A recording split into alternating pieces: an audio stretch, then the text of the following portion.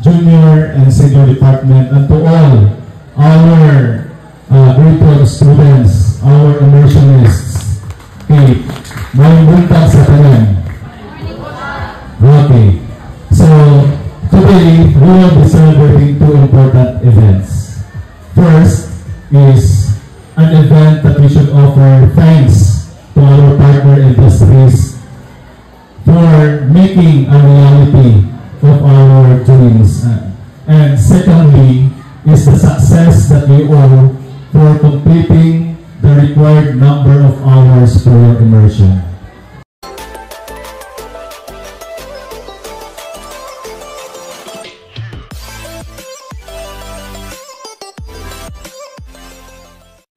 So our backbone here, our partner industries, always there to support us.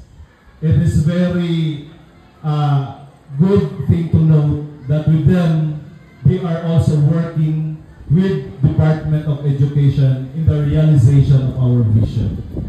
Our vision notes that we are going to produce Filipino citizens that of quality, that of good values, and that of which are competent enough.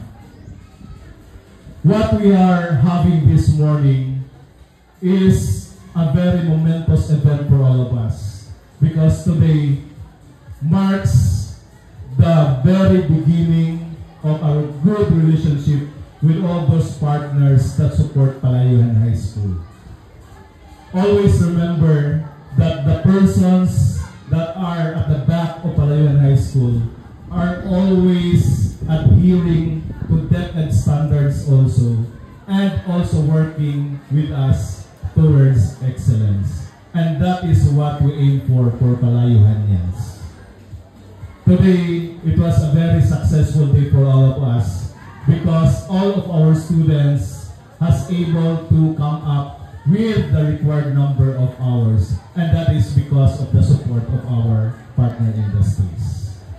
Today, we are very much happy also and thankful. And for that, I want all our grade 12 students to stand up. Tindog sa mutanan.